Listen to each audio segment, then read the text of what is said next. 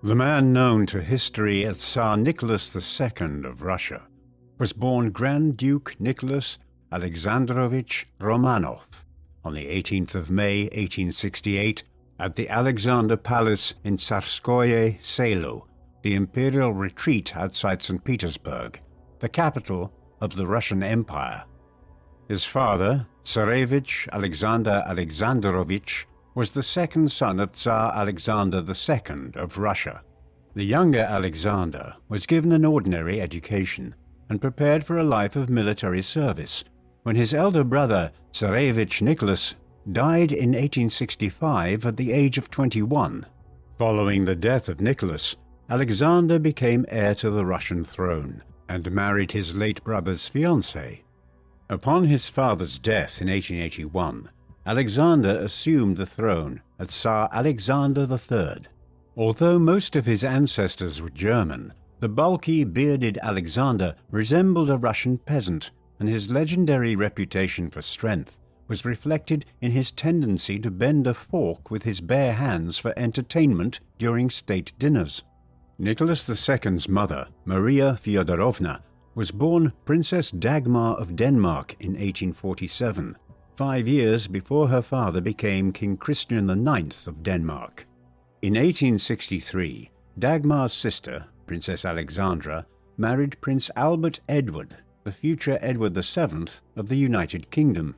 In September 1864, when she was not yet 17, Dagmar was engaged to Tsarevich Nicholas of Russia, but after his death the following year, it was decided that she would marry his younger brother, Tsarevich Alexander, converting to Russian Orthodox Christianity and taking the name of Maria Fyodorovna.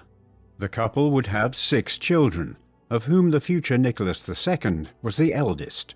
The second son, named Alexander, died before his first birthday, but the remaining children, 2 sons named George and Michael, and 2 daughters named Ksenia and Olga, all survived into adulthood.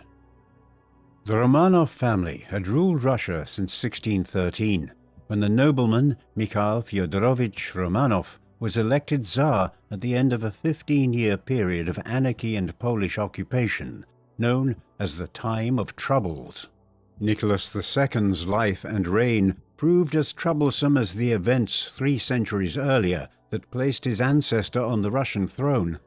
At his birth, the Russian Empire was the world's largest country, stretching from Poland in the west to the Pacific coast in the east, bordering the Arctic Ocean in the north, with its southern frontiers in Central Asia. This vast country owed its origins to the Grand Principality of Moscow, a modest medieval state ruled by princes of the Rurikid dynasty, descendants of the Viking chieftain Rurik, who ruled the lands collectively known as the Rus, from the city of Kiev in the 9th century. After the Mongol conquest, Moscow became the most powerful of the Russian principalities over the course of the 14th century by a combination of military force, extortion, and fidelity to the Mongol or Tatar Khan.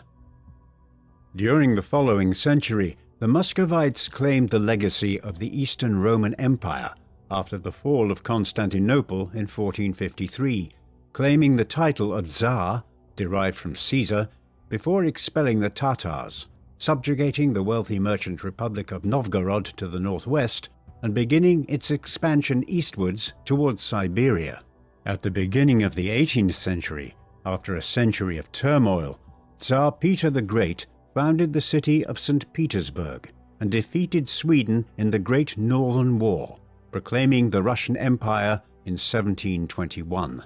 At the end of the century, Ukraine and Crimea and parts of Poland were brought under Russian imperial rule by Catherine the Great.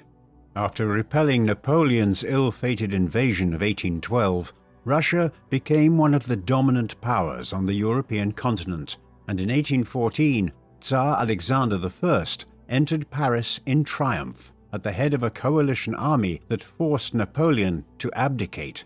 Both Catherine and Alexander were inspired by liberal ideas of the European Enlightenment, but they found it difficult to reform a system of authoritarian rule which they relied on to maintain the integrity of their state with its wide-open frontiers.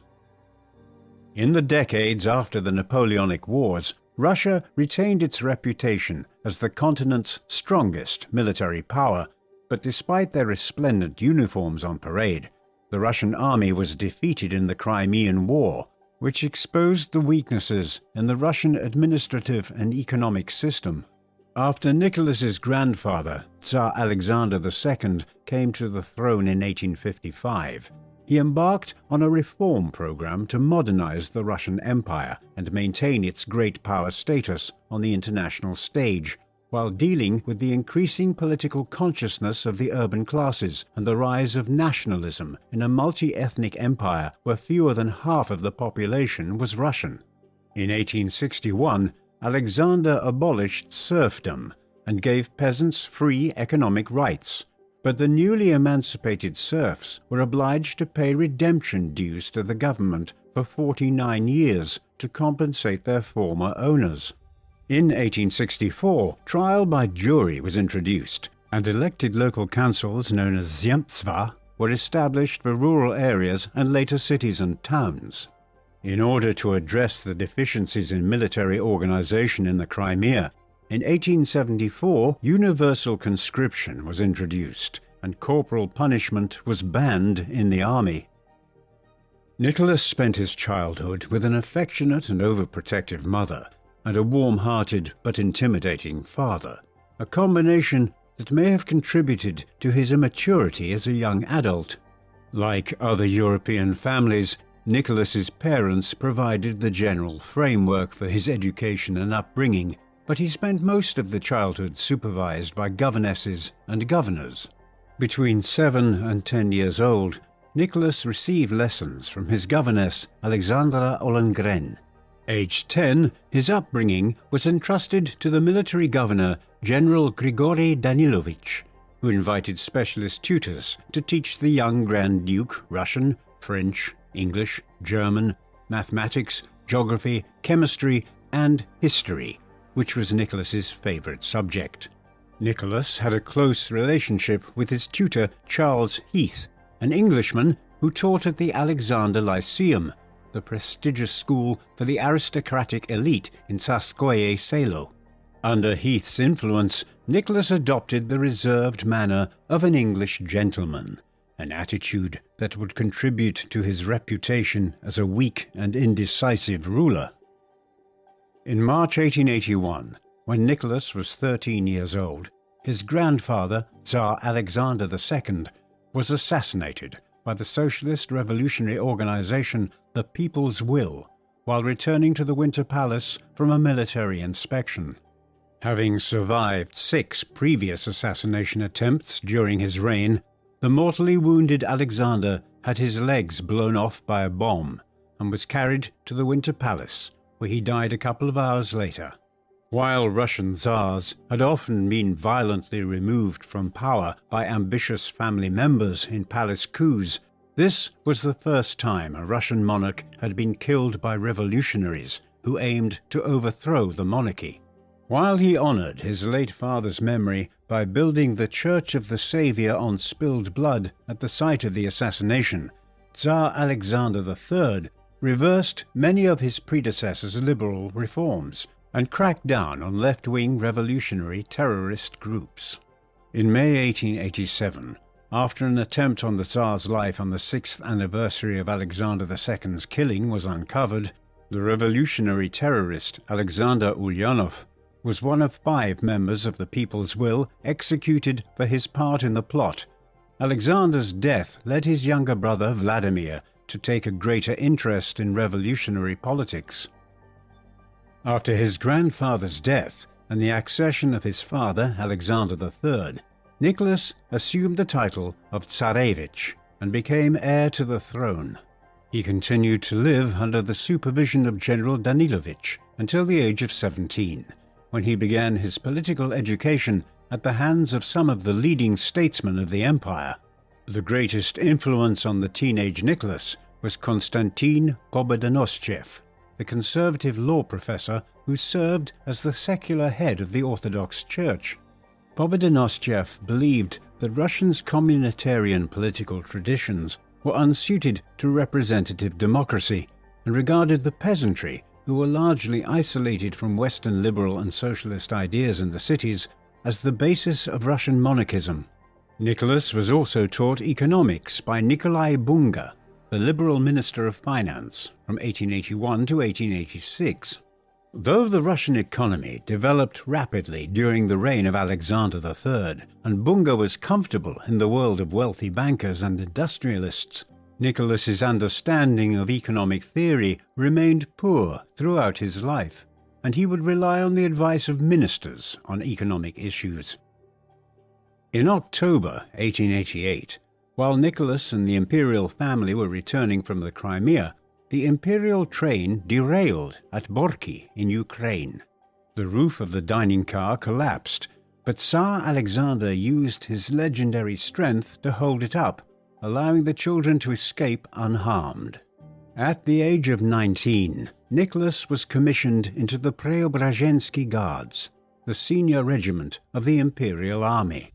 As with elite regiments in other European countries, the Preobrazhensky's officers received little military training, but Nicholas was able to enjoy the society of the wealthy young aristocrats who served as guards officers.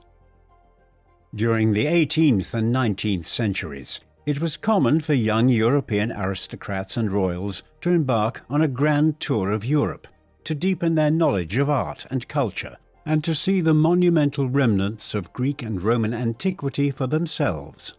Tsar Alexander turned his attention eastward towards Asia, and in October 1890, Nicholas was sent on an Eastern Grand Tour, accompanied by Prince Esper Ukhtomsky, an authority on Asian culture, and after brief stops in Austria and Greece, where he picked up his cousin Prince George of Greece, Nicholas visited the more exotic destinations of Egypt, India, Ceylon, now Sri Lanka, the Dutch East Indies, modern Indonesia, the Kingdom of Siam, now Thailand, and parts of China and Japan, before returning home to St. Petersburg across Siberia.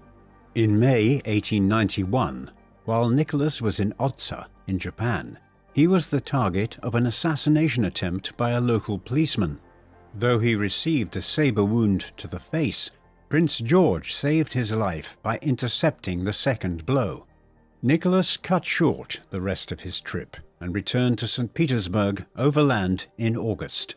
He had been a member of the State Council and Committee of Ministers since his 21st birthday in 1889, and in 1893 he was appointed to chair a special committee on the construction of the Trans-Siberian Railway. In 1890, Nicholas began an affair with a 17-year-old Matilda Czeszynska, a Polish ballerina of the Imperial Ballet. Though the affair was actively encouraged by his parents, as heir to the Russian throne, he was expected to marry a European princess. In 1884, Nicholas was present at his uncle Grand Duke Sergei's wedding to Princess Elisabeth of Hesse, one of the many German princely states that supplied brides for European royal houses. It was there that Nicholas met Elizabeth's 12-year-old sister, Princess Alix, who was Queen Victoria of England's favourite grandchild and lover of all things English. By the early 1890s, Nicholas was determined to marry the beautiful Princess Alix, and he proposed to her in April 1894 while attending the wedding of her brother, Grand Duke Ernst Ludwig of Hesse, in the German city of Coburg. The highly religious Alix initially rejected the proposal, as she was unwilling to give up her Lutheran faith in favor of Russian Orthodoxy, but a few days later she changed her mind and would soon become a zealous convert. Despite his seemingly robust constitution, Tsar Alexander III's health began to fail in 1894, and by late summer he was diagnosed with kidney disease, attributed to the impact of the Borky train disaster 6 years earlier. In the autumn, the Tsar went to the Livadia Palace in Crimea to recuperate, and by mid-October, Tsarevich Nicholas was deputizing for his father. On the 22nd of October, Princess Alix arrived to receive her prospective father-in-law's blessing, and on the 1st of November 1894, Tsar Alexander III died at the age of 49, leaving his 26-year-old son as Nicholas II, Tsar of Russia. On the 26th of November, less than a month after the late Tsar's death, court mourning was lifted for the wedding of Nicholas and his bride, who had converted to Orthodoxy and taken the name Alexandra Fyodorovna. Although she took a great interest in Russian religion and culture, the intelligent and serious empress was ill at ease in St. Petersburg society and resented the court precedence enjoyed by her mother-in-law, Dowager Empress Maria Fyodorovna. Nevertheless, Nicholas and Alexandra had a happy marriage, and the imperial couple would have 4 daughters and 1 son between 1895 and 1904. During Nicholas's reign, the imperial family's main residence was the Alexander Palace in Tsarskoye Selo. Though the palace had a neoclassical exterior, yellow walls and white columns, its interiors were decorated in a Victorian Gothic style to suit Alexandra's tastes. The family spent summers at Peterhof, around 20 miles to the west, and made occasional visits to imperial hunting lodges in Poland and the Livadia Palace in Crimea. Nicholas and his family enjoyed excursions to the Finnish coast on the imperial yacht, the Standard, which was also used on occasion for state visits to European countries. For the first decade of Nicholas's reign, the imperial family hosted grand balls in the Winter Palace in St. Petersburg during the winter, but after 1903, the imperial family was increasingly isolated from St. Petersburg society. Aside from occasional holidays and international trips, Nicholas kept a strict routine, starting the day at 8 o'clock with a swim, before having breakfast and a walk in the extensive Alexander Park. From 9:30 he attended to court business for an hour, before receiving reports from his ministers between 10:30 and lunch at 1. After a 45-minute lunch, Nicholas would receive ambassadors and foreign guests in the afternoon, before tea with the family at 5 o'clock. Between 6 and 8 in the evening, there were more ministerial reports. Dinner began at 8, after which Nicholas would join Alexandra and the children in the Empress's boudoir. After 10, Nicholas returned to his study and sometimes worked late into the night. After becoming Tsar on his father's death, Nicholas admitted that he was unprepared to take the throne. The young Tsar was indecisive and lacked confidence, and it was often said that the most powerful individual in Russia was the last person who had spoken to the Tsar. Empress Alexandra frequently attempted to strengthen her husband's resolution by reminding him that he was the Tsar and was appointed by God. Nicholas's imperial majesty would have to appear in its full glory before the people at his coronation in May 1896. Although St. Petersburg had been the capital since 1712, the coronation ceremony of the Tsars continued to be held in the former capital of Moscow. On the 26th of May 1896, Nicholas was crowned in a solemn 3-hour ceremony held in the Dormition Cathedral in the Moscow Kremlin. 4 days later, on the 30th of May, a large public celebration was to be held at the Khodinka field on the outskirts of the city, with Nicholas and Alexandra set to arrive at noon. By 6 in the morning, over 500,000 people had already arrived, and when rumors spread that there were not enough complimentary souvenirs for everyone, those at the back pushed forwards, leading to a stampede which killed over 1,000 people and injured thousands more.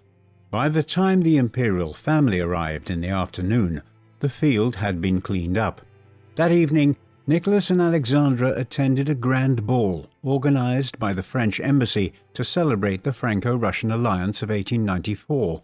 While the imperial couple did not wish to attend the ball and visited the wounded in hospitals the following day, the image of the Tsar dancing on the day of a great tragedy made a bad first impression. Nicholas began his reign with few close friends whom he could bring into government, and instead relied on advice from ministers inherited from his father. He continued to be guided by Pobledonoschev's conservatism, and for the first 6 years of his reign he did not deviate very far from his father's policies. Nicholas's desire to please everyone around him and his unwillingness to confront those who disagreed with him resulted in incoherent and contradictory policy-making. Rather than decide policy collectively through the Committee of Ministers, the Tsar preferred to make decisions by meeting ministers individually. The Tsar's main interests were in foreign, defense and security policy, and outside these areas, ministers exercised considerable power in their own departments. Later in his reign, Nicholas suspected that powerful and effective ministers were usurping his powers as Tsar, and he played his ministers off against each other to assert his own authority, undermining the effectiveness of his government. Like many of his predecessors, Nicholas was suspicious of the bureaucrats who served him, and believed that, as Tsar, he had a direct connection to the people.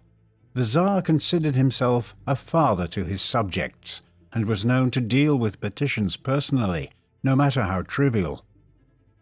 Among Nicholas's ministers, the most influential during the early part of his reign was Minister of Finance Sergei Witte, who had spent 20 years working in the railway industry before being appointed Director of Railway Affairs by Minister of Finance Ivan Vishnegradsky. Vishnegradsky launched a program of industrial development, funded by foreign loans and increasing taxes on peasants, and protected by high tariffs, which increased the prices of imported industrial products.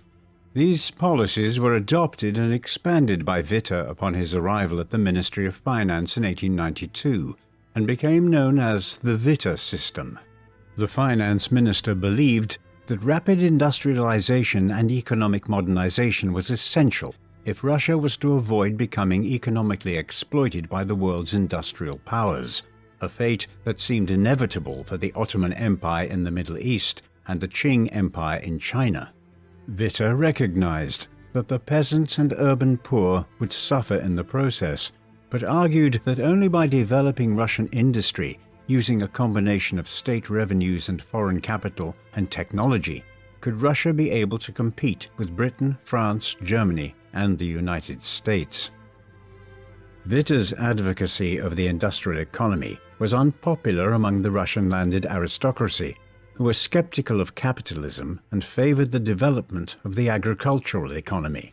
When Witte proposed adopting the gold standard in 1896 in order to attract foreign investment, he faced considerable opposition among his fellow ministers, as it would increase the cost of borrowing, and it was only the forceful intervention of the Tsar on behalf of Witte that allowed the finance minister to have his way. With his background in the rail industry, Witte took a special interest in the construction of the Trans-Siberian Railway, intended to link Moscow to the port of Vladivostok in the Far East. In May 1891, while returning home from his Asian tour, Nicholas attended the ceremonies marking the start of construction on the railway in Vladivostok, and after becoming Tsar, he maintained his interest in the Far East, believing that Russia was in a perfect position to exploit economic advantages from the weak Chinese Empire. In 1895, Japan defeated China in an 8-month war, and at the Treaty of Shimonoseki, Japan secured possession of the Liaodong Peninsula in southern Manchuria, including the strategic naval base of Port Arthur. Since the Japanese presence in Manchuria undermined Russia's own imperial ambitions in the Celestial Empire, Russia organized an international coalition with France and Germany to force Japan to hand their gains back to China.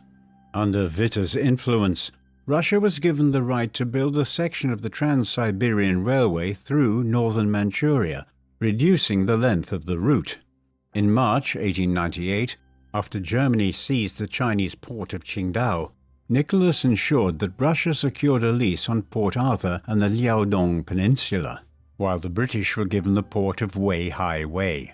In 1900, the Boxer Rebellion broke out in northern China, in opposition to foreign influence in the empire. The Chinese imperial government sympathized with the Boxers and did little to suppress the rebellion, while the international community sought and received help from home. Russia was among the 8 nations which joined together to suppress the Boxers, but Russian forces remained in Manchuria to protect the railway and assert Russian economic control over the province. Although Witta's policies led to rapid economic growth, the industrialization process was accompanied by the movement of peasants from the countryside to work in factories in urban centers. The cities were unable to provide the necessary housing and social infrastructure to cope with the demand, and living and working conditions were poor. In the meantime, the increase in literacy among factory workers encouraged the creation of trade unions to defend the rights of workers. In many of these unions, radical revolutionary ideas circulated calling for the overthrow of the Tsar and his regime. This industrialization led to not only strikes in the cities but also peasant riots in the countryside, prompted by Witta's high taxes and tariffs, which led to several famines over the course of the 1890s. Witta recognized the condition of the peasantry but was unwilling to ease the tax burden, and instead proposed radical land reform. Witta suggested abolishing the peasant commune, the centuries-old system under which a village and the land around it was owned collectively by the peasant community, and giving peasants full property rights to their land. The political stability of the Russian Empire was threatened not only by workers and peasants, but also by the intellectual classes. As in many autocratic regimes, the most radical group were university students, and in 1899 Nicholas faced student riots across the country. Although some leading instigators were expelled and conscripted to the army as a punishment, Nicholas recognized that some of the students' complaints were justified, and the Ministry of Education took steps to abolish the hated classical curriculum and to give students greater choice in the courses they studied.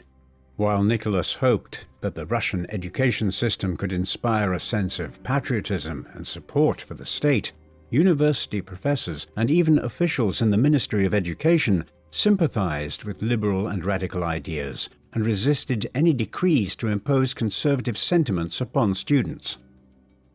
By 1900, there were 3 distinct political groups forming the political opposition to Nicholas II. The Socialist Revolutionary Party, formed in 1901 and led by Viktor Chernov, was the successor to the People's Will and the agrarian socialist movements founded in the 1860s. The SRs believed that peasants and workers should join together in leading the socialist revolution to overthrow the Tsar, and were popular in both urban and rural areas. The SRs promoted revolutionary terror and were responsible for assassinating the hardline Minister of Internal Affairs, Vyacheslav von Plehve, in 1904. The Social Democrats, on the other hand, owed their allegiance to the Marxist tradition and believed that the urban workers would serve as the vanguard of any socialist revolution. In 1903, the Social Democratic Party split into 2 factions: the extreme Bolsheviks, led by Vladimir Ulyanov, better known as Lenin, while the more moderate Mensheviks were led by Julius Martov. The third strand of opposition to the Tsar were the liberals, who supported civil rights and constitutional government, where political power is shared by the monarch and a democratic assembly representing the people. The liberals, primarily influential in the Zemstva around the country, drew their support from middle-class and upper-class individuals, though they hoped to expand their support to the working classes. The political instability in Russia at the beginning of the 20th century prompted Interior Minister von Plehve to remark in 1903, "What this country needs is a short, victorious war to stem the tide of revolution." Plehve's comment was in reference to Minister of War General Alexei Kuropatkin, who warned that Russia's Far Eastern adventures were undermining its defenses in Europe. In February 1904, Russia and Japan went to war over control of Manchuria and Korea. Though Nicholas had hoped to avoid war, he believed that the Russian military would easily crush the Japanese. Contrary to the expectations of the Tsar and the international community, the Japanese inflicted a series of heavy defeats on the Russians. In April 1904, the flagship of the Russian Pacific Fleet struck a mine near Port Arthur, killing Admiral Stepan Makarov, the Russian Navy's most talented naval officer. In early September 1904, Kuropatkin's army was defeated by a Japanese army half its size at the Battle of Liaoyang, forcing him to abandon the city. Kuropatkin expected reinforcements from European Russia via the Trans-Siberian Railway, but parts of the railroad were not yet complete. In the meantime, the Japanese laid siege to Port Arthur and took the port in February 1905, destroying the Russian Pacific Fleet in the process. Later that month, the Japanese army defeated Kuropatkin at Mukden, now known as Shenyang, and forced the Russians to retreat into northern Manchuria. The key battle of the war took place at sea at the end of May 1905, when Admiral Zinovy Rozhdestvensky's 2nd Pacific Squadron, which had sailed around the world on an 8-month voyage from the Baltic Sea, was annihilated by Admiral Togo Heihachiro at the Straits of Tsushima. After mediation from President Theodore Roosevelt of the United States, the Russo-Japanese War ended with the signing of the Treaty of Portsmouth in September, recognizing Japanese claims over Korea and resulting in Russia's evacuation of Manchuria. In line with Pleyvar's expectations, Russian setbacks in the Russo-Japanese War had made revolution more likely, and on the 28th of July 1904, while on his way to meet the Tsar, Pleyvar was killed by a bomb thrown by a socialist revolutionary terrorist. Nicholas had appointed Pleyvar Minister of Internal Affairs in 1902, following the assassination of his predecessor, Dmitry Sipyagin, hoping that the hardline Pleyvar would act as a counterweight to Witte, who was beginning to lose the Tsar's confidence over the political instability caused by his economic reforms. Like many Russian conservatives, Pleyvar believed that the workers and the peasants were more loyal to the state and presided over a policy of repression against the political parties and the radical urban intelligentsia. Pleyvar was a notorious anti-Semite and considered to be responsible for the pogrom in the Moldovan capital of Chisinau in April 1903, during which an anti-Semitic mob killed almost 50 Jews. Though Nicholas condemned the killings and removed the local governor, he did little to stem the pogroms between 1903 and 1906, during which over 2,000 Jews were killed, the bloodiest of which claimed the lives of 400 Jews in the Ukrainian port of Odessa in 1905. Following Pleyvar's assassination, Nicholas appointed the liberal Prince Pyotr Swietopolk-Mirsky as his successor, seemingly in response to his mother's pleas not to appoint another hardliner to the ministry. Swietopolk-Mirsky proposed a program of reforms, including religious toleration, civil rights, and greater influence on central government by elected representatives from across the country. While the Minister of Internal Affairs believed that the reforms were necessary to avoid revolution, Grand Duke Sergei led the conservatives in attempting to block the reform program. Not long after Nicholas rejected the Interior Minister's central policy of representative government in December 1904, Swietopolk-Mirsky resigned from office. On Sunday, the 22nd of January 1905, tens of thousands of unarmed protesters marched on the Winter Palace under the leadership of Father Gapon, a priest and trade union leader in St. Petersburg. Among Gapon's demands for political reform were for the Tsar to hold a constituent assembly to deliver a constitutional government in Russia. The protesters were carrying religious icons and singing patriotic songs, including the imperial anthem God Save the Tsar, appealing to the Tsar as their protector. Nicholas was away at Tsarskoye Selo at the time, and while there was no question of him accepting Gapon's demands, the decision to police the event using infantry soldiers resulted in the death of several hundred protesters, as the outnumbered soldiers blocking the paths to Palace Square opened fire at the columns of demonstrators advancing against them.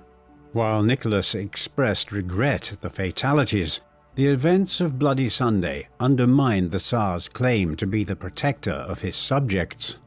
On the 17th of February 1905, Grand Duke Sergei was assassinated by socialist revolutionary terrorists in the Kremlin. Nicholas responded by offering to establish an advisory representative body, but he refused to consider relinquishing his powers as absolute monarch.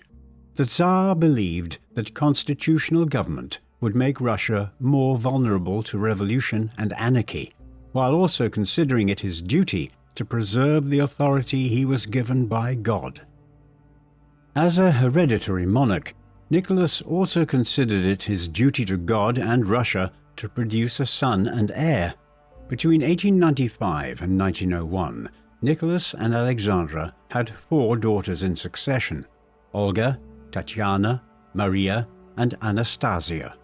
According to the imperial succession law of 1797, women could not inherit the throne unless all male claimants were extinguished. As a result, Nicholas's younger brother George remained the heir to the throne until his death in 1899, upon which their youngest brother Michael became the new heir. When Nicholas fell gravely ill in the autumn of 1900, there was some discussion about changing the laws of succession so that Grand Duchess Olga could succeed him, but the Tsar's recovery averted succession talk. On the 12th of August 1904, Nicholas and Alexandra were granted their wish of a son, whom they named Alexei, after the 17th century Tsar Alexei Mikhailovich, a pious and gentle ruler who laid the foundations for his son Peter the Great's modernization of the country by pursuing a program of moderate reform. Nicholas and Alexandra were naturally delighted to have a boy, but their happiness was tempered when it emerged that Alexei suffered from hemophilia, a disease inherited from Alexandra's grandmother, Queen Victoria, which impaired the ability of blood to clot, meaning that cuts and bruises could potentially prove fatal. Alexandra's concern about her son's condition caused her own health to collapse, leading her to turn more to her faith.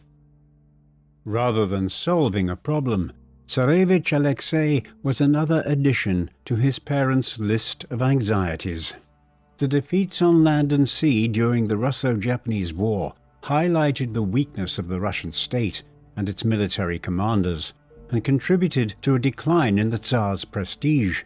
While news of Mokden and Tsushima made their way to St. Petersburg, strikes and disturbances continued throughout the country, reaching a peak at the beginning of October with strikes in Moscow and St. Petersburg. When the railwaymen went on strike, it paralyzed political and economic activity and prevented officials from traveling between St. Petersburg and Moscow. After Sergei Witte advised the Tsar to make concessions to end the unrest, on the 30th of October, Nicholas issued a manifesto drawn up by Witte promising an elected assembly with legislative powers and to create a council of ministers, whose chairman would effectively have the powers of a prime minister. A week later, Witte was made prime minister, but despite his promises of restoring peace, the unrest continued, and a Soviet of workers' deputies dominated by Leon Trotsky was established in St. Petersburg, while in December the Bolsheviks led an uprising in Moscow. Trotsky would later describe the events in 1905 as a dress rehearsal for the revolution, which would overthrow the Tsar 12 years later. For the time being, Nicholas remained in power as the revolution was brought under control by Pyotr Dernova, the Minister of Internal Affairs, who reasserted government control over the transport and communications network and arrested members of the St. Petersburg Soviet. By the end of 1905, many liberals rallied to the government after being horrified at the radicalism of the masses. Most liberals formed the Constitutional Democratic Party, nicknamed Cadets, hoping to use the Legislative Assembly to carry out further reforms, while a conservative minority, who were satisfied by the concessions granted by the October Manifesto, joined the Octoberist Party. The new constitution was published in the spring of the following year as the Fundamental Law of April 1906. As promised, the law created the State Duma, an elected assembly which served as the lower house of a bicameral legislature. The upper house was the reformed State Council, whose members were appointed by the Tsar and the nobility. Nicholas continued to assert his supreme authority and reserved for himself powers to dissolve the two parliamentary bodies or to place provinces under a state of emergency. When Tsar Nicholas II opened the Duma at the Tauride Palace in St. Petersburg on the 27th of April 1906, he was a month shy of his 38th birthday and had been on the Russian throne for more than a decade. During this period, the Russian economy continued to industrialize, but the revolutionary organizations which had been driven underground by his father had re-emerged. Nicholas managed to gain control of Port Arthur and southern Manchuria, only to lose it shortly thereafter with a humiliating defeat to Japan. Despite the imperial majesty on display at the Tauride Palace, Nicholas had barely survived the revolution of 1905 and was forced into taking the first steps to creating a constitutional government, which he was fundamentally opposed to. The new constitutional experiment began poorly, and the Tsar resented sharing executive power with Witte. While peasant disturbances continued in the countryside, the previously decisive Witte could not make up his mind how to respond, leaving it up to Dornova to pacify the country through military force. Nicholas kept Witte in office long enough to secure a foreign loan, allowing Russia to remain on the gold standard before dismissing him in May, replacing him with the ineffectual Ivan Goromaikin. Although the electoral law for the Duma had been weighted towards the peasantry, the traditional supporters of the monarchy, when the State Duma opened its first session in April 1906, it was dominated by the liberal cadets and the socialist Trudoviks. The mainstream socialist parties, the Socialist Revolutionaries and Social Democrats, had decided to boycott the first Duma elections. Even so, the body's demands for parliamentary government and land reform were too radical for the Tsar, who dissolved the body in July. Elections for the Second Duma in January 1907 returned a legislature even further to the left after the SDs and SRs agreed to participate. The Second Duma was soon dissolved, and the electoral laws changed to ensure a more conservative legislature. While Nicholas was struggling to adapt to life as a constitutional monarch, the imperial court welcomed the presence of Grigory Rasputin, a Siberian peasant and religious mystic. Rasputin was introduced to the imperial couple in late 1905 by Princess Anastasia of Montenegro, who would later marry the Tsar's uncle, Grand Duke Nicholas Nikolaevich. Over the coming years, Rasputin gained considerable influence over Nicholas and Alexandra for his ability to stop Tsarevich Alexei's bleeding. Despite his condition and regular warnings from his parents, Alexei was an active child and would occasionally hurt himself. On more than one occasion, when the Tsarevich appeared to be dying, Rasputin's intervention, whether by touching the child or through his prayers, would seemingly cure the young boy almost instantly. The imperial couple regarded Rasputin's presence as a sign of the people's support for the monarchy, though his political influence was often exaggerated by political opponents who supported the separation of the state and the Orthodox Church. Rasputin's presence at court damaged the prestige of the Tsar and his family, and was deemed an embarrassment by educated society. But Nicholas and Alexandra resisted calls from Prime Minister Pyotr Stolypin to expel Rasputin from St. Petersburg. Stolypin had succeeded Dornova as Minister of Internal Affairs in the spring of 1906, before becoming Prime Minister in July. Before being promoted to ministerial level, he had served as the governor of Saratov province in southern Russia, and at the age of 44, he was much younger than the Tsar's previous ministers. Stolypin continued to crack down on peasant disturbances, and among his opponents, the hangman's noose was nicknamed Stolypin's necktie, while the trains carrying peasants into Siberia were known as Stolypin's carriages. Although a conservative nobleman, Stolypin and agricultural minister Alexander Krivoshin proposed a land reform program to weaken peasant communes and encourage the development of family smallholdings. He also attempted to stimulate the economic development of Siberia by offering to give each peasant 40 acres of land to cultivate alongside other financial inducements. He was a talented orator who made powerful speeches in the Duma, and he established a close working relationship with Alexander Guchkov, whose Octoberist party was the largest in the Third Duma.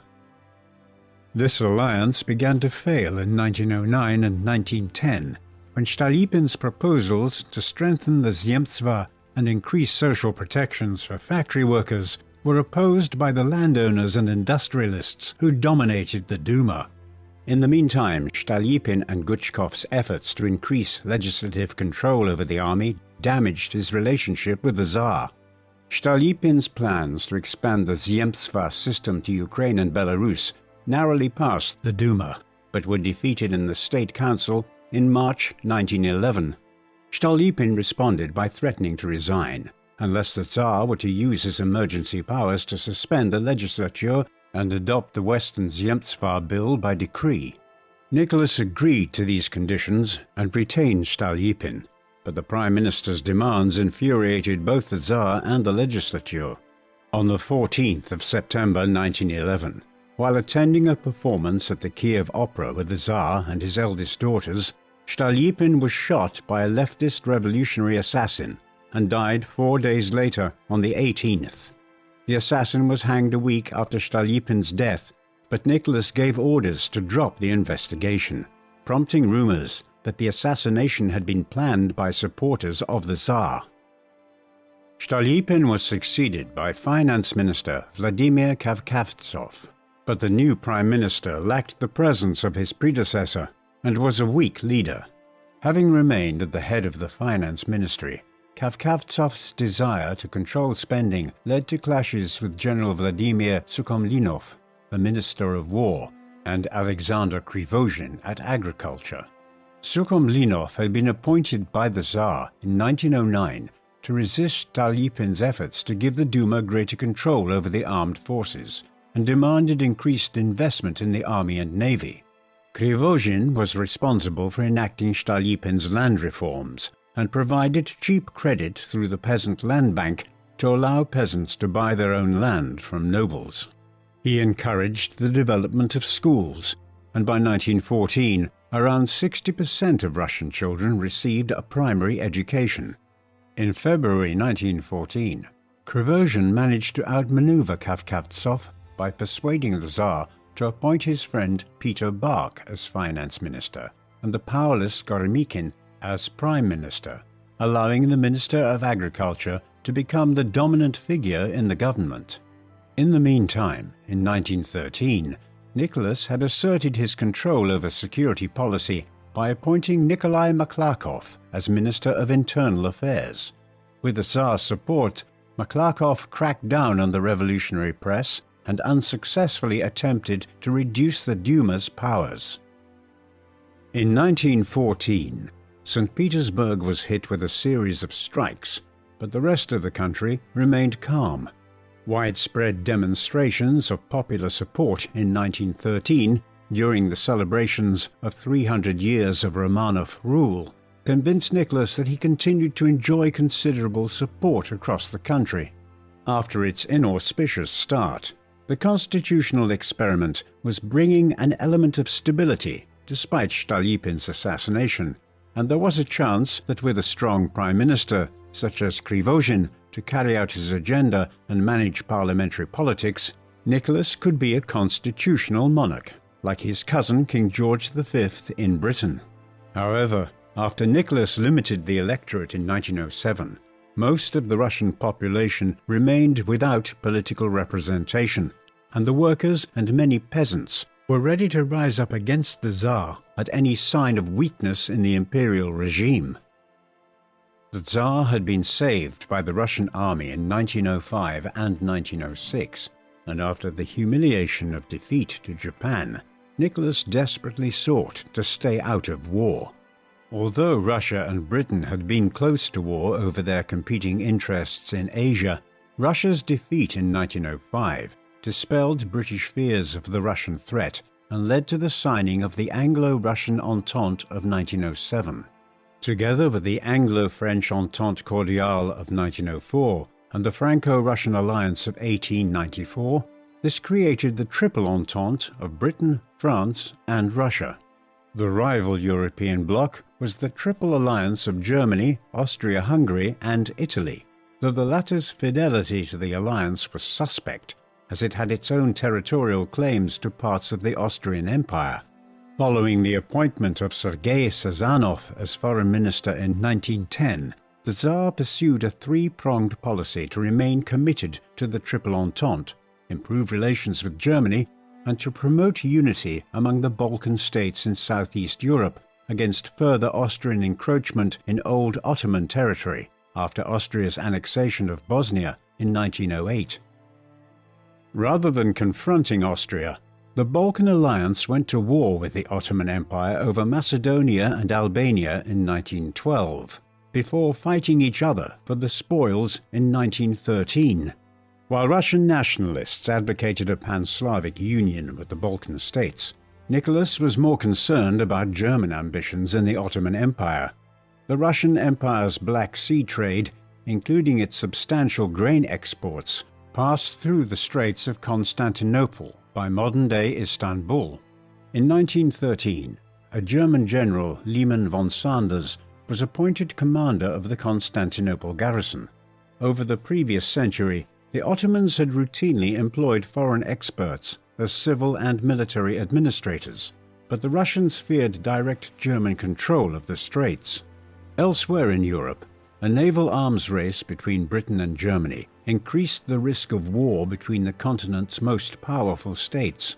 After the humiliation of the Russo-Japanese War, General Sukhomlinov embarked on a modernization program, which included the centralization of military administration within the Ministry of War, an increase in the size of the field army to over 1.4 million men, introducing machine gun crews at the regimental level, and attaching an aviation detachment to each army corps.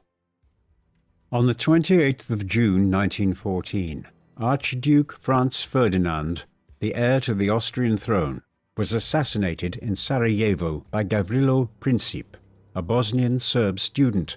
The Austrian government in Vienna believed that the Serbian government was behind the assassination, and 4 weeks later, on the 23rd of July, the Austrians issued an ultimatum to Serbia deliberately intended to provoke war. Foreign Minister Sazanov predicted that the conflict would develop into a continental war. Russia would be duty-bound to support Serbia, and Germany would join the war against Russia, in turn resulting in hostilities between Germany and France. Since the Anglo-French Entente was not a formal alliance, it was unclear whether Britain would join the war against Germany. But even with Britain remaining on the sidelines, the war would engulf the continent. Nicholas remained optimistic and hoped to come to an agreement with his cousin, Kaiser Wilhelm II of Germany, but on the 30th of July, Nicholas was urged by his ministers to order the mobilization of the Russian army, and on the 1st of August, Germany declared war on Russia. On the 3rd of August, Germany declared war on France, and after the Germans crossed into Belgium the following day, the British government answered a Belgian appeal for assistance and went to war with Germany on the 5th. The First World War was greeted in Russia with a rare demonstration of national unity, inspiring confidence in the Tsar that his armies would achieve victory, following the example of Russia's victory over Napoleon a century earlier.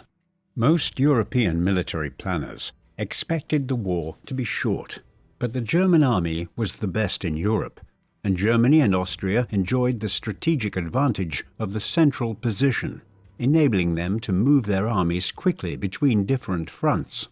Among the three Entente powers, Britain and its empire had the greatest potential, but it would take time for those resources to be deployed, leaving Russia and France to do most of the fighting on land. In order to avoid a two-front war, the Germans hoped to launch a lightning strike to capture Paris and defeat France, while the Russian army was still mobilizing, before turning its attention back east. The Russians took advantage of this by sending two armies into eastern Prussia 10 days earlier than the Germans expected, albeit without being perfectly equipped. Despite initial Russian successes, in late August and early September, the German Eighth Army under General Paul von Hindenburg and his Chief of Staff Erich von Ludendorff defeated the Russian Second and First Armies in quick succession at the battles of Tannenberg and the Masurian Lakes. Setting aside these disastrous defeats, the Russians managed to hold the Germans at bay in Poland, while a Russian offensive against the Austrians captured Galicia in western Ukraine. By the spring of 1915, the Russian army was facing a shortage of munitions, and after a series of German offensives in Poland, by September the Russians were forced to abandon Poland and Lithuania. The defeats in Poland led to a crisis in the military leadership, as Supreme Commander Grand Duke Nicholas Nikolaevich, with the support of the Duma, blamed War Minister Sukhomlinov for the logistical failures.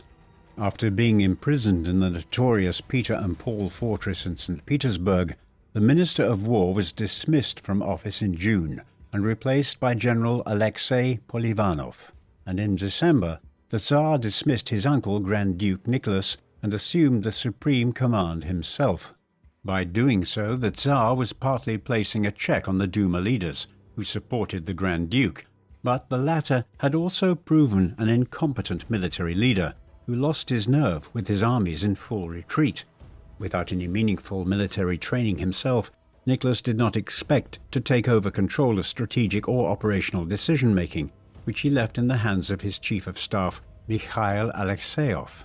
The Tsar hoped that his presence at the front would improve coordination between military and civil authorities, and serve to improve morale among the peasant soldiers that made up the ranks of the Russian army. While there were many advantages to the Tsar taking over command of the Russian army, his presence at general headquarters at Mogilov in modern-day Belarus kept him at a distance from the political situation in the capital city, which had been renamed Petrograd at the beginning of the war to sound less German. On the 7th of September 1915, a majority of the Duma's deputies formed a progressive bloc demanding political reforms and a government which enjoyed public confidence. In other words, they demanded one favorable to the progressive bloc.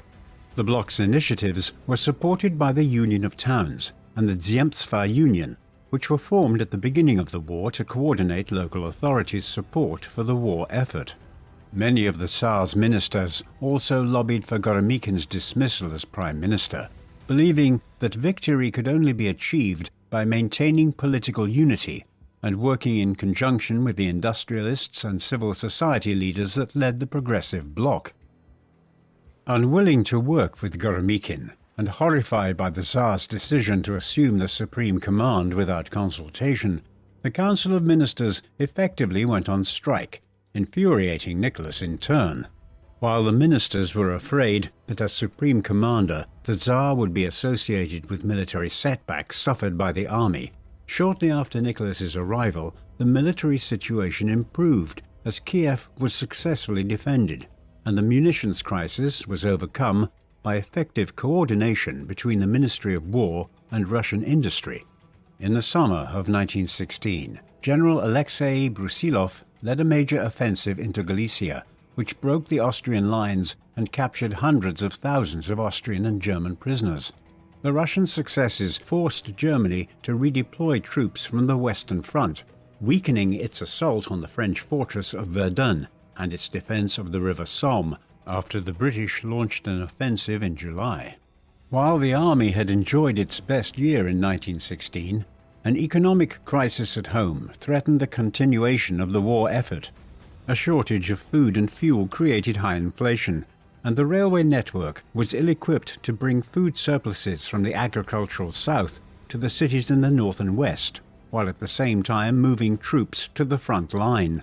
While aware of these problems, the economically illiterate Nicholas was incapable of solving them. while his ministers were increasingly sidelined. After the ministerial strike in late summer of 1915, the Tsar replaced most of his ministers with individuals who were regarded as reliable supporters of the imperial regime. With her husband away at headquarters, the Empress Alexandra assumed a greater role in the empire's domestic affairs. In January 1916, Goromikin was succeeded by Boris Stürmer, a close confidant of Alexandra. When the Tsar sought to dismiss his interior minister Alexander Protopopov in November 1916 under pressure from the Duma, the Empress urged him not to give in. Alexandra's German origins fueled rumors that she was acting against Russia's interests, even though the Empress was critical of Wilhelm II and regretted the fact that her brother Ernst Ludwig was fighting in German uniform. Alexandra was rumored to be under the influence of Rasputin, whom she asked for advice on ministerial appointments. The boastful Rasputin exaggerated his influence and claimed to enjoy the favors of many court ladies, and his presence at court continued to damage the imperial family's prestige at a time when it could ill afford it. Nicholas's relatives were increasingly concerned about Rasputin, and on the 30th of December, a group including Prince Felix Yusupov, who was married to the Tsar's niece, and Grand Duke Dmitry Pavlovich, Nicholas's cousin, shot and killed Rasputin at the Yusupov Palace in St. Petersburg. With the country seemingly on the verge of revolution and unable to find a solution to the economic crisis, the cadet leader Pavel Milyukov stood up in the Duma in November and asked rhetorically whether the government's failures were caused by incompetence or treason. Once again, Nicholas was asked to appoint a government that enjoyed the confidence of the Duma, a call echoed by aristocrats and members of the imperial family. While he privately recognized the danger of the riots and strikes in Petrograd at the beginning of 1917, Nicholas remained optimistic about the military situation and believed that a planned spring offensive would bring victory and improve morale at home. On the 7th of March, the Tsar left Tsarskoye Selo for headquarters, and the following day disturbances began as the men of the factories joined an International Women's Day demonstration demanding bread. By the 11th, almost all of the capital city was on strike, though initial attempts to control the rioting by troops loyal to the imperial regime were successful. However, on the 12th, the Petersburg garrison mutinied and prompted Nicholas to return to the capital. Striking railwaymen blocked the imperial train, and the Tsar was forced to divert to Pskov, where he arrived on the 14th. On the 12th of March, 12 Duma deputies formed a provisional government to take control of the capital, and on the same day the Petrograd Soviet of Workers and Soldiers Deputies was formed. On the evening of the 14th, General Ruski, commander of the Northern Front, headquartered in Pskov, presented Nicholas with a message from President of the Duma, Mikhail Rodzianko, urging Nicholas to grant parliamentary government if he wished to retain his crown. The Tsar initially refused, but when he changed his mind the following day, it was too late, and Rodzianko urged the Tsar to abdicate to prevent further bloodshed. The other generals, assured by the Duma leaders that they were in control, joined in the chorus and urged Nicholas to abdicate.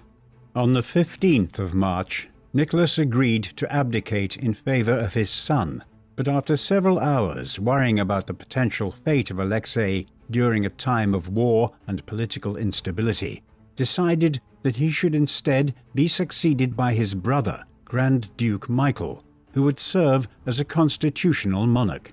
On the 16th of March, under pressure from the provisional government's leaders, Michael decided not to assume the throne until a constituent assembly was convened to determine whether to retain the monarchy. After returning to Mogilov, Nicholas issued a final address to the army on the 21st of March, urging the men to continue fighting and to submit to the authority of the provisional government. Later that day, Nicholas was arrested and taken back to Tsarskoye Selo, where he remained under house arrest for the next 5 months. Though subject to humiliation by their guards, Nicholas and Alexandra felt a sense of relief that the heavy burdens of government were taken away from them. There was an expectation that the former imperial couple would go into exile in Britain, and Pavel Milyukov, now foreign minister in the provisional government, submitted a request for asylum to the British government on behalf of Nicholas and Alexandra. The British Prime Minister David Lloyd George was inclined to agree, but the Tsar's cousin, King George V, feared that granting asylum to the former Russian autocrat would damage his standing among British socialists and place his own throne at risk. Even had such an offer been extended, Nicholas and Alexandra would have been reluctant to abandon Russia out of a sense of duty, despite their calamities. In August 1917, the provisional government sent Nicholas and his family to the city of Tobolsk in Siberia, where they lived in the former governor's residence. The provincial city remained well disposed towards the fallen Tsar, and Nicholas and the children socialized in secret with the more sympathetic guards. The fate of the Romanovs was destined to get worse after November 1917, when the Bolsheviks, under Lenin, overthrew the provisional government. Since Imperial Russia used the Julian calendar, which was 12 days behind the Gregorian calendar used by most of the world, the event is known to history as the October Revolution. The provisional government had been unable to assert its political power and was in the hands of the Petrograd Soviet, while the failure of a summer offensive in July strengthened support for the radical Bolsheviks, who demanded an end to the war. In January 1918, the Bolsheviks consolidated their hold on power by closing down the Constituent Assembly, where they were outnumbered by the socialist revolutionaries. Keen to secure his power in Russia, in March, Lenin reluctantly approved the signing of the Treaty of Brest-Litovsk with Germany and its allies, surrendering control of Poland, the Baltic states, Belarus, and Ukraine. The Bolshevik suppression of the Constituent Assembly and their capitulation to Germany created the conditions for civil war. In the spring of 1918, the Czech Legion, who were making their way east along the Trans-Siberian Railway in order to join the Allies on the Western Front, staged an uprising against Bolshevik rule. The Bolshevik leadership had not decided what to do with the former Tsar, but Lenin's second-in-command, Leon Trotsky, hoped to bring Nicholas to Moscow for a show trial before executing him.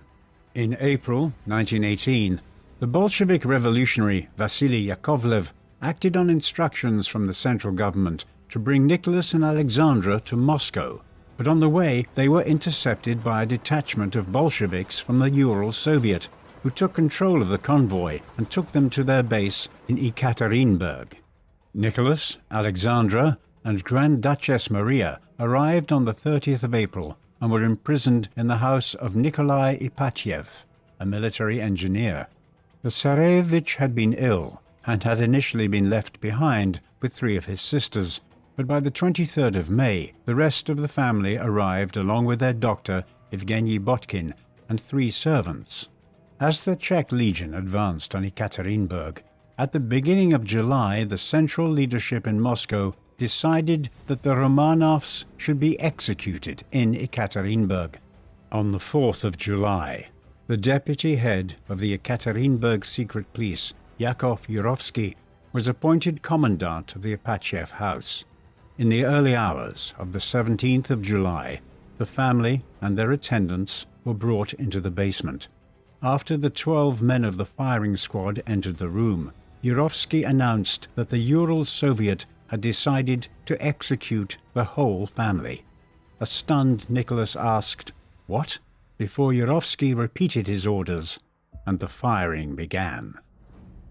3 men in the firing squad claimed that they had fired the fatal shot that accounted for the former Tsar, but regardless of who was responsible, Nicholas II, the last Tsar of Russia, was dead at the age of 50, along with his wife, his 5 children, and 4 loyal attendants. Yurovsky ordered his men to hide the bodies at a location where they could not be found by the counter-revolutionary White armies, who were days away from Ekaterinburg. The Soviet government claimed in public that only Nicholas had been executed, and even when it became increasingly clear that the whole family had been eliminated, there were rumors that Tsarevich Alexei, or one of his sisters, may have survived and escaped.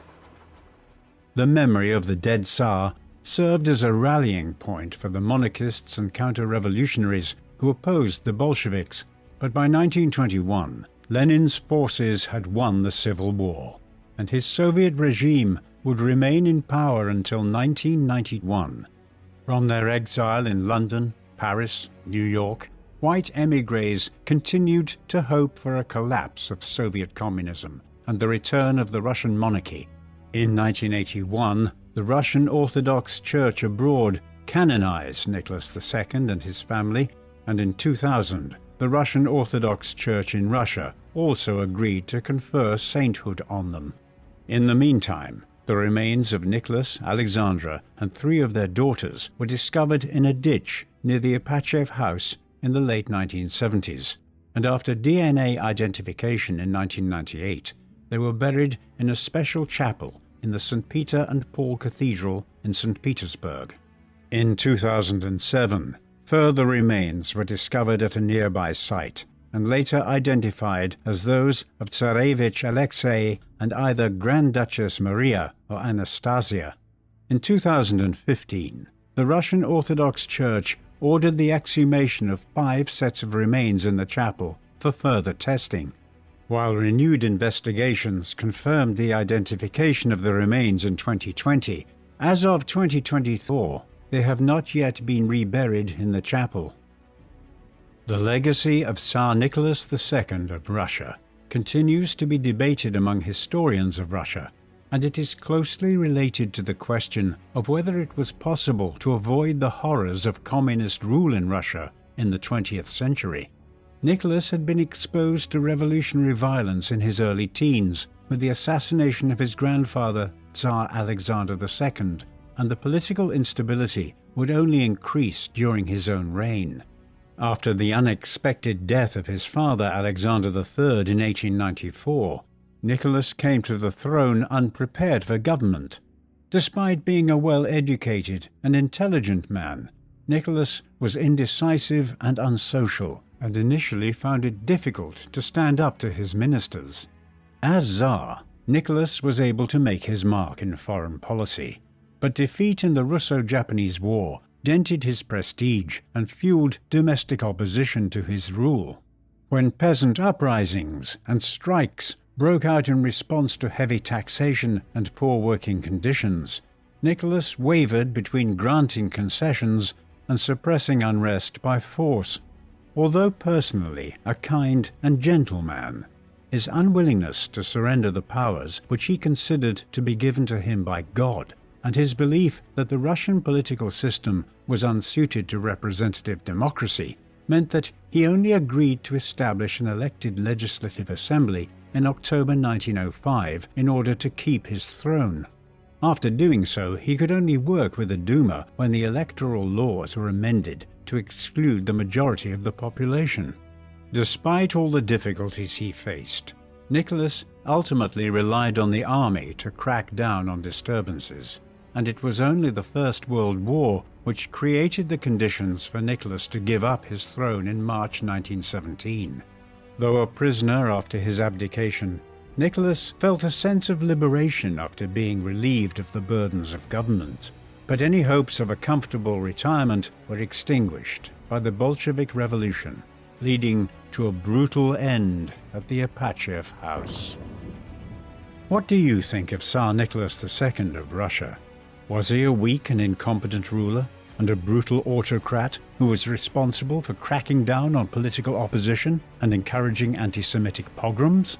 Or did he not go far enough in using force to maintain political stability in the empire? Please let us know in the comments section. And in the meantime, thank you very much for watching.